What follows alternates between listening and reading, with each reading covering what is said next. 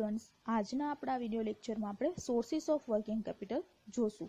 અત્યાર સુધીના વિડિયો લેક્ચરમાં આપણે વર્કિંગ કેપિટલ શું છે એનું મીનિંગ, નીડ્સ અને ઇમ્પોર્ટન્સ ઓફ વર્કિંગ કેપિટલ અને ટાઈપ્સ ઓફ વર્કિંગ કેપિટલ જોયું હતું. બરોબર, ના જોયું હોય તો એકવાર એ જોઈ લેજો. બરોબર, કેમ કે ટાઈપ્સ ઓફ વર્કિંગ કેપિટલ ખ્યાલ હશે તમને તો જ આ સોર્સિસ ઓફ વર્કિંગ કેપિટલ ખબર પડશે. ઓકે, તો શું કીધું છે સોર્સિસ ઓફ વર્કિંગ કેપિટલ.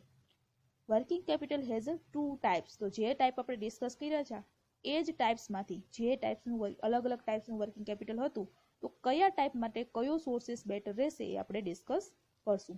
પહેલું કીધું છે fix permanent or long term working capital.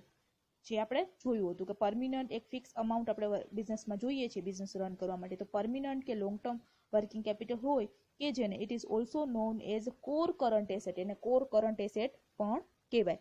It must be finance from source of long term fund. હવે જો અહીંયા એક પોઈન્ટ નોટ કરવા જેવો એ છે કે પરમિનન્ટ વર્કિંગ કેપિટલને ક્યાંથી ફાઇનાન્સ કરવાની, ફાઇનાન્સ એટલે એને મની ક્યાંથી પ્રોવાઈડ કરવાનું, તો કે લોંગ ટર્મ સોર્સિસથી. પરમિનન્ટ વર્કિંગ કેપિટલ જે કંઈ પણ બિઝનેસમાં છે એને હંમેશા લોંગ ટર્મ ફંડથી જ ફાઇનાન્સ કરવાની.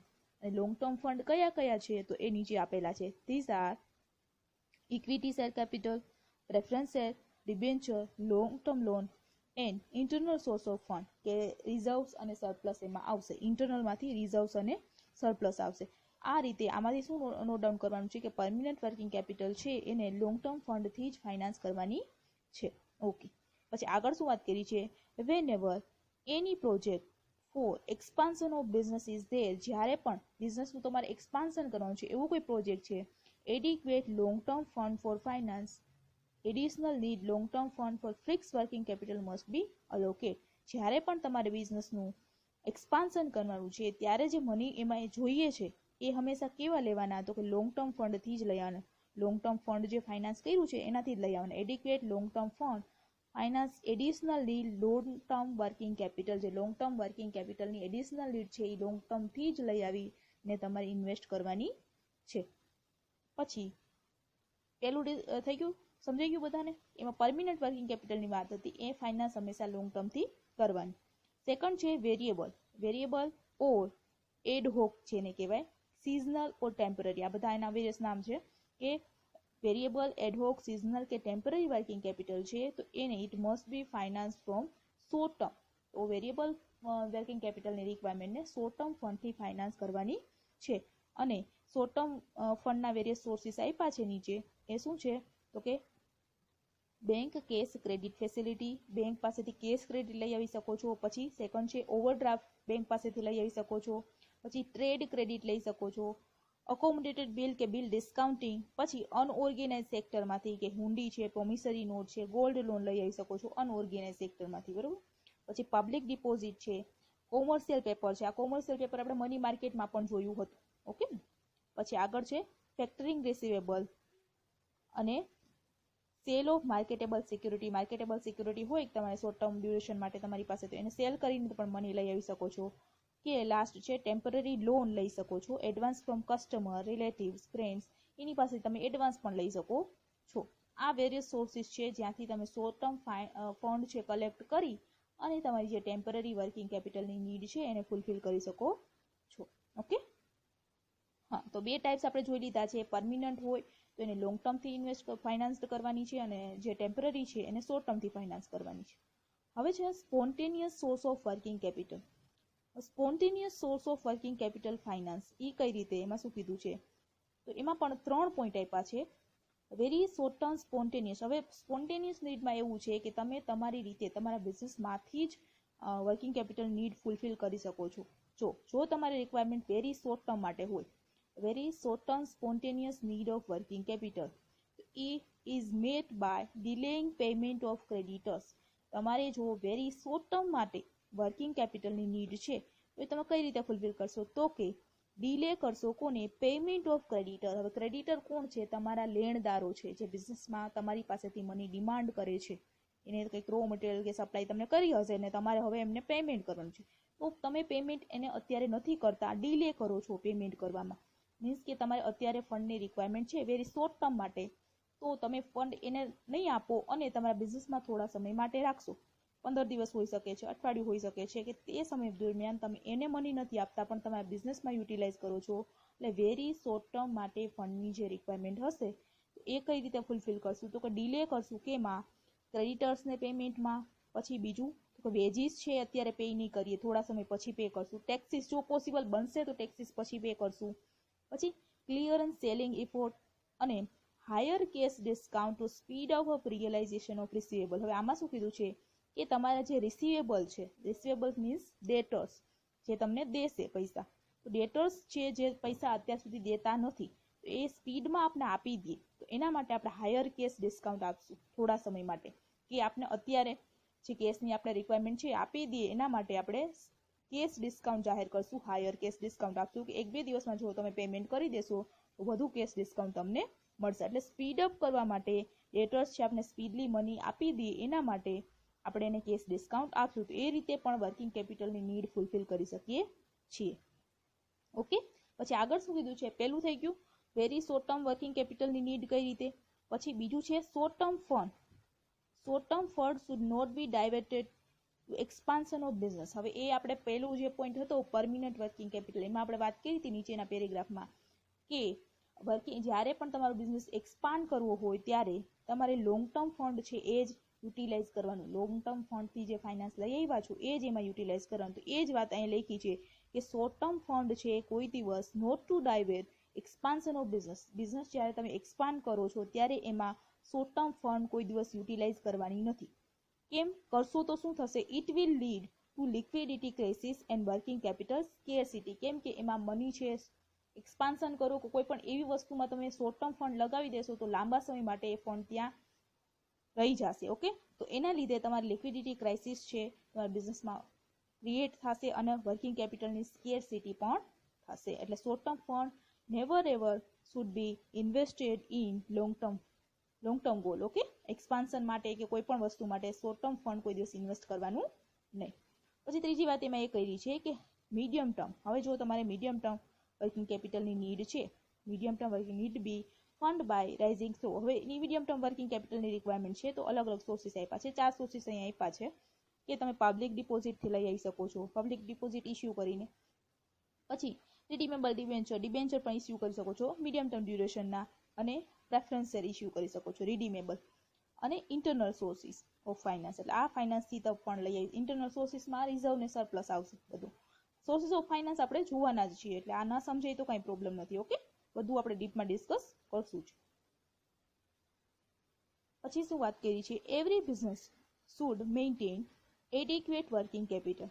બધા બિઝનેસ છે એને પૂરતા પ્રમાણમાં વર્કિંગ કેપિટલ રાખવી પડે from various mix of sources. એટલે એવું નથી કે ઓનલી તમે લોંગ ટર્મથી જ ફાઇનાન્સ કરો, ઓનલી શોર્ટ ટર્મથી જ ફાઇનાન્સ કરો, પણ બેયનું મિક્સ વર્ઝન તમારે યુટિલાઇઝ કરવાનું છે, મિક્સ સોર્સ યુટિલાઇઝ કરવાનું છે. Every excess working capital and inadequate, કાં તો જો એક્સેસ થઈ જાય વર્કિંગ કેપિટલ કે પછી ઇનએડિક્વેટ કે શોર્ટેજ થઈ જાય વર્કિંગ કેપિટલ, તો એ તમારે અવોઇડ કરવાની છે સિચ્યુએશન. કેમ? તો કે એના રીઝન બધા આપ્યા છે. જો તમારે એક્સેસ થઈ જશે તો શું પ્રોબ્લેમ થશે, અને શોર્ટેજ થઈ જશે તો શું પ્રોબ્લેમ થશે. એમાંથી પહેલું આપણે ડિસ્કસ કરીએ danger of access working capital. જો તમારા બિઝનેસમાં વર્કિંગ કેપિટલ છે એ હાઈ થઈ જાય છે, એક્સેસ થઈ જાય છે, એને લીધે કયા કયા ડેન્જર થઈ શકે છે. ઓકે, એમાં પહેલું કીધું છે working capital turnover ratio will decline, it will reduce a profitability. જો તમારા બિઝનેસમાં વધુ પડતી વર્કિંગ કેપિટલ હશે તો વર્કિંગ કેપિટલ ટર્નઓવર રેશિયો ઘટશે. હવે એના માટે પહેલા વર્કિંગ કેપિટલ ટર્નઓવર રેશિયો શું છે એ સમજવું પડે, બરોબર ને? તો વર્કિંગ કેપિટલ ટર્નઓવર રેશિયો છે એનો ફોર્મ્યુલા છે કે સેલ્સ, નેટ સેલ્સ કયો છે કે કોઈ પણ સેલ્સના ડિવાઇડેડ બાય વર્કિંગ કેપિટલ. તો સેલ્સ છે એના છેદમાં વર્કિંગ કેપિટલ. તો સેલ્સ છે, હવે જો આમાં શું આપણે વાત કરવાની છે? એક્સેસ વર્કિંગ કેપિટલ મીન્સ કે વર્કિંગ નીચે જે અમાઉન્ટ છે વધી જાય છે આપણા બિઝનેસમાં, ઉપરની અમાઉન્ટ ઓછી છે. સપોઝ કે અહીંયા 1000 લઈએ સેલ્સ અને વર્કિંગ કેપિટલમાં 2000 આપણે ઇન્વેસ્ટ કર્યા છે, તો તમે અહીંયા ઇન્વેસ્ટ કર્યું છે એ સામે રિકવર એટલું થતું જ નથી, બરોબર ને? વર્કિંગ કેપિટલમાં જે મની તમે ઇન્વેસ્ટ કરો છો એ સામે સેલ્સથી તમે રિકવર નથી કરી શકતા. મીન્સ કે તમારો વર્કિંગ કેપિટલ ટર્નઓવર રેશિયો છે ડાઉન જાય છે. સમજ્યા? તમે વર્કિંગ કેપિટલમાં જો તમે એક્સેસ અમાઉન્ટ ઇન્વેસ્ટ કરી દેશો આના સેલ્સ સામે એટલું નથી થતું, પણ વર્કિંગ કેપિટલમાં તમે એક્સેસ અમાઉન્ટ ઇન્વેસ્ટ કરી દો છો તો તમારું working capital turnover ratio down થશે અને સામે સેલ્સ એટલું નથી થતું, એટલે ઓવરઓલ પ્રોફિટેબિલિટી તમારી ઘટશે. એટલે એ જ વાત અહીંયા કરી છે કે working capital turnover ratio decline થશે જો તમે વર્કિંગ કેપિટલમાં મની ઇન્વેસ્ટ કર્યું છે એની સામે એટલું સેલ્સ જનરેટ નથી કરી શકતા. સેલ્સ નથી થતું એટલે કે તમારી પ્રોફિટેબિલિટી ઘટશે. ઓકે, સેકન્ડ પોઈન્ટ શું કીધું છે? It will make management careless, efficiency of management may be decline. હવે એક્સેસ વર્કિંગ કેપિટલ, વધુ પડતી વર્કિંગ કેપિટલ તમારા બિઝનેસમાં છે એટલે મેનેજમેન્ટને કોઈ પણ પ્રકારની ચિંતા જ નથી, એમ કે મની તો આપણી પાસે છે જ, એટલે મેનેજમેન્ટ કેરલેસ બની જશે અને ઇફિશિયન્સી એટલી રહેશે નહીં બિઝનેસની, કે કેમ કે મની એક્સેસ પડ્યું જ છે આપણી પાસે, એટલે કોઈ પણ બેનિફિટ રીતે ઇન્વેસ્ટ કરવામાં વિચારતા નથી, એટલે મેનેજમેન્ટ કેરલેસ બની જશે મનીના ટર્મમાં. થર્ડ પોઈન્ટ શું કીધું છે? Loss and wastage of inventory may be there. ઇન્વેન્ટરીમાં તમારે રિક્વાયરમેન્ટ નથી તો પણ તમે મની ઇન્વેસ્ટ કરી દીધું છે. એક્સેસ વર્કિંગ કેપિટલ એટલે શું થાય કે તમે કેસમાં કે પછી ઇન્વેન્ટરીમાં કે પછી ડેટર્સમાં કોઈ પણ જગ્યાએ એક્સેસ ઇન્વેસ્ટમેન્ટ કર્યું છે, તો ઇન્વેન્ટરીમાં તમે વધુ પડતું ઇન્વેસ્ટમેન્ટ કરી દીધું છે અને એ રિક્વાયરમેન્ટ જ નથી, તો પછી લોસ થશે, વેસ્ટેજ જશે. સ્ટોક કરીને તમે રાખી દો તો પછી ચોરી થવાના કે પછી એમાં કોઈ પણ ડેન્જરના ચાન્સીસ વધુ રહે છે. સ્ટોક કરીને તમે ઇન્વેન્ટરી રાખી દો તો ડેન્જરસ સિચ્યુએશન બની જાય છે આ જ્યારે તમારે એક્સેસ વર્કિંગ કેપિટલ હોય છે. પછી બેડ ડેટ મે બી ઇન્ક્રીઝ. બેડ ડેટ કઈ રીતે ઇન્ક્રીઝ થશે કે સપોઝ કે તમારી પાસે વર્કિંગ કેપિટલ વધુ છે, મીન્સ કે ઓન હેન્ડ કેસ વધુ છે, કોઈ પણ ડેટર્સ તમારા વધી જાય, એ પણ વર્કિંગ કેપિટલમાં જ ઇન્ક્લુડ થાય છે કે ડેટર્સ તમારા વધી ગયા, ડેટર્સ વધી ગયા છે અને તમારે કેસની રિક્વાયરમેન્ટ જ નથી, એટલે તમે કંઈ ફોર્સ નથી કરતા ડેટર્સને એ મની ટાઈમ ઉપર આપી દે, તમે ફોર્સ નથી કરતા, એ લોકો પેમેન્ટ પણ નહીં કરે, તો બેડ ડેટ એ રીતે ઇન્ક્રીઝ થશે. સમજાણું? જ્યારે પણ વર્કિંગ કેપિટલ એક્સેસ હોય ત્યાં ડેટર્સ ઓલરેડી વધેલા જ છે તો જ વર્કિંગ કેપિટલ વધ્યું હોય છે, કેમ કે વર્કિંગ કેપિટલના ટાઈપ્સમાં આપણે જોયું હતું ગ્રોસ ને નેટ વર્કિંગ કેપિટલ. ઓકે, તો ડેટર્સ આપણા વધી જાય છે અને આપણે પેમેન્ટ ટાઈમ ટુ ટાઈમ નથી માંગતા, આપણે એટલું નથી માંગતા, કારણ એનું એ છે કે આપણી પાસે ઓલરેડી કેસ છે, માંગવાની જરૂર પણ નથી ટાઈમ ટુ ટાઈમ. ઓકે, તો આપણે એની પાસેથી પેમેન્ટ નથી લેતા તો એ બેડ ડેટના ચાન્સીસ એ રીતે વધી જશે. અને એના પછીનું કીધું છે purchasing power and loss of monetary asset due to inflation may be rise. હવે આમાં શું કીધું છે કે સપોઝ કે ઇન્ફ્લેશનમાં, હવે જ્યારે એક્સેસ વર્કિંગ કેપિટલ હોય, મીન્સ કે મની તમારી પાસે વધુ છે, કોઈ પણ વસ્તુ ઇન્વેન્ટરી વધુ છે, તો ઇન્ફ્લેશનમાં તમારે એ બધી વસ્તુની વેલ્યુ ડાઉન થઈ જાય ને. તમે ઇન્વેન્ટરી સ્ટોક કરીને રાખી દીધી છે, જ્યારે ઇન્ફ્લેશન તમે ઓલરેડી સ્ટોક કરી, તો વસ્તુ ઇન્ફ્લેશનમાં પર્ચેસિંગ પાવર એનું ઘટી જાય છે અને લોસ ઓફ મોનિટરી એસેટ, એ મોનિટરી એસેટની વેલ્યુ પણ ઘટી જાય છે. ઓકે, ઇન્ફ્લેશન એટલે બધી વસ્તુના ભાવ વધે છે અને ત્યારે તમે પરચેસ કરીને રાખી દીધું હોય ઓલરેડી, તો આ બધી વસ્તુ ભાવ છે એ ઘટી જાય છે ઓલરેડી. ઓકે, પછી એના પછી if prices decline loss of inventory also may be arise. તો પ્રાઇસ જો તમારી ઇન્વેન્ટરીના ઘટી જાય છે તો એના લીધે પણ લોસીસ થાય છે, losses on inventory may be arise. એટલે એક્સેસ વર્કિંગ કેપિટલ છે એના લીધે તમારા બિઝનેસમાં ઘણા બધા ડેન્જર છે. ઓકે, હવે એના પછીનું કીધું છે loss danger of inadequate working capital. હવે તમારા બિઝનેસમાં જો વર્કિંગ કેપિટલ અપૂરતી છે, સફિશિયન્ટ નથી, અત્યાર સુધી શું જોયું એક્સેસ કે વધુ પડતી તમે ઇન્વેસ્ટ કરી, હવે એનાથી ઓપોઝિટ સિચ્યુએશન જોવાની કે જો રિક્વાયરમેન્ટ છે ને તમે એટલું ઇન્વેસ્ટ નથી કરતા, મીન્સ કે ઇનએડિક્વેટ વર્કિંગ કેપિટલ રાખો છો, ઓછી વર્કિંગ કેપિટલ રાખો છો, તો કયા કયા ડેન્જર હોઈ શકે છે? પહેલું એમાં કીધું છે growth is obstructed for the want of working capital. એટલે તમારો જે બિઝનેસ છે એ ગ્રોથ એટલું થઈ શકશે નહીં વર્કિંગ કેપિટલ. તો શું કીધું છે? Growth is obstructed for the want of working capital. Working capital જોઈએ છે પણ નથી આપણી પાસે, ઇનએડિક્વેટ છે, એના લીધે તમારો બિઝનેસ છે ગ્રો નહીં કરી શકે. તમારે પરચેસ કરવું હશે રો મટીરિયલ કે ઇન્વેન્ટરીમાં ઇન્વેસ્ટમેન્ટ કરવું હશે, તમે નહીં કરી શકો કેમ કે તમારી પાસે વર્કિંગ કેપિટલ જ નથી એટલું. ઓકે, ગ્રોથ છે ઓબ્સ્ટ્રક્ટ થઈ જાય છે, હિન્ડ્રન્સ આવી જાય છે એની. પછી સેકન્ડ છે ઓપરેશન્સ સફર four the want of timely adequate supply of input. બરોબર, ટાઈમલી અને એડિક્વેટ સપ્લાય નહીં મળે, ઇનપુટ તમને મળશે નહીં કેમ કે તમારી પાસે મનીની સ્કેરસિટી છે, એટલે તમે જેટલા પણ ઓપરેશન છે બિઝનેસના એ ટાઈમ ટુ ટાઈમ કમ્પ્લીટ નહીં કરી શકો. ઓકે, તો એડિક્વેટ સપ્લાય નથી ઇનપુટની, એટલે જેટલા પણ બિઝનેસના ઓપરેશન છે બધા ટાઈમે કમ્પ્લીટ થશે નહીં. થર્ડ પોઈન્ટ કીધું છે loss due to poor or uneconomic buying of material. રસીસ purchase at the higher price market from uncompetitive. હવે શું થાય છે કે તમારી પાસે મની નથી, એટલે જ્યારે રિક્વાયરમેન્ટ છે ત્યારે તમે પરચેસ નથી કરી શકતા, પછી એટલે લોસ થાય છે. Loss due to poor uneconomic buying of material. એટલે જ્યાંથી જેવું મળે છે એવું તમારે લઈ લેવું પડશે. અનઇકોનોમિક હશે, પુઅર ક્વોલિટીનું પણ લેવું પડશે. અને તમારે રસીસ ઓફ પરચેસ એટલે તમારે જે ઇમિડિયેટ રિક્વાયરમેન્ટ ઇમિડિયેટ પરચેસ કરવા જવું પડશે. એના લીધે તમારે હાયર પ્રાઇસીસ પણ પે કરવા પડે, કેમ કે પહેલા તમારી સ્ટોક કરીને રાખ્યો નહોતો, ઇન્વેન્ટરીનો સ્ટોક કરીને રાખ્યો હતો તો તમારે રસ પરચેસ કરવું પડશે નહીં. પણ આપણે ઇનએડિક્વેટ વર્કિંગ કેપિટલ મીન્સ કે ઇન્વેન્ટરીનો પણ એટલો સ્ટોરેજ કર્યો નથી, એટલે જ્યારે પણ રિક્વાયરમેન્ટ છે આપણે રસ કરશું પરચેસ કરવા માટે, એટલે હાયર પ્રાઇસ પણ પે કરવા પડે. ઇમિડિયેટ રિક્વાયરમેન્ટ હોય, ઇમિડિયેટ તમે પરચેસ કરો તો હાયર પ્રાઇસ પણ પે કરવા પડે. પછી એના પછીનું શું કીધું છે એમાં, delay supply to customer. Delay supply to customer lead to losses of sale and bad customer relation. હવે તમે inventory time to time purchase નથી કરી શકતા, એટલે રો મટીરિયલ એટલું નથી લઈ આવી શકતા, તો તમારું ફિનિશ ગુડ્સ છે, જે ફિનિશ પ્રોડક્ટ છે એ પણ તમે ટાઈમે સપ્લાય નહીં કરી શકો. તો ડીલે સપ્લાય ટુ કસ્ટમર, કસ્ટમરને પણ તમે ટાઈમે સપ્લાય કરી શકતા નથી, એટલે કસ્ટમરના માઇન્ડમાં તમારી ઇમ્પ્રેશન ડાઉન થશે, બેડ કસ્ટમર રિલેશન ક્રિએટ થશે, સારા ગુડ ક્રિએશન નહીં થાય. ઓકે. પછી delay in payment of veggies. Payment veggies pay કરવામાં પણ તમે ડિલે કરશો, તમે કેમ કે ઓન હેન્ડ કેશ જ નથી, એટલા સેલરી પણ તમે ટાઈમ ટુ ટાઈમ પે, એટલે એના લીધે ઇન્ડસ્ટ્રીયલ ડિસ્પ્યુટ થશે, પુઅર એમ્પ્લોય સાથે પણ રિલેશન ખરાબ થશે, લો મોરલ થશે, અને જોબને સેટિસ્ફેક્શન એ લોકોને નહીં મળે, એટલે પ્રોપરલી ઇફિશિયન્સીથી કામ કરી શકશે નહીં, એ પણ એનો ઇફેક્ટ થાય છે.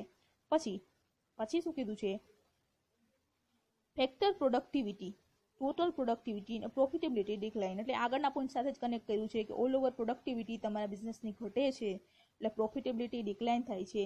It may lead to sickness or collapse of the business. એટલે બિઝનેસ છે તમારો પછી લોસમાં પણ ચાલ્યો જાય છે એના લીધે, અને બિઝનેસ છે કોલેપ્સ થઈ જાય છે જો તમે ટાઈમ ટુ ટાઈમ કસ્ટમર તમારા સેટિસ્ફાઈ ના થાય, એમ્પ્લોય તમારા સેટિસ્ફાઈ ના થાય, મીન્સ કે તમારો બિઝનેસ છે એ લાંબા સમય સુધી ટકશે નહીં. અને ફાઇનલ શું કીધું છે, relationship with supplier gets spoiled due to delay in the payment of bills and they will quote high price. એટલે કે તમારા જે સપ્લાયર છે, જે તમારા લેણદાર છે, જે તમને બધા રો મટીરિયલની સપ્લાય કરે છે, એમને પણ તમે ટાઈમે પેમેન્ટ નહીં કરી શકો, એટલે એની સાથેના રિલેશન છે પણ એ પણ સ્પોઇલ થશે, અને એ લોકો હાયર પ્રાઇઝીસ ડિમાન્ડ કરશે, કેમ કે તમે એમને ટાઈમ ટુ ટાઈમ પેમેન્ટ નથી કરી શકતા. ઓકે. તો એક્સેસ વર્કિંગ કેપિટલ થાય કે પછી ઇનએડિક્વેટ વર્કિંગ કેપિટલ, બેયના લીધે બિઝનેસને છે લોસ જાય છે, એટલે પ્રોપર એડિક્વેટ માત્રામાં તમારા બિઝનેસની વર્કિંગ કેપિટલ હોવી જોઈએ. ઓકે. Thank you.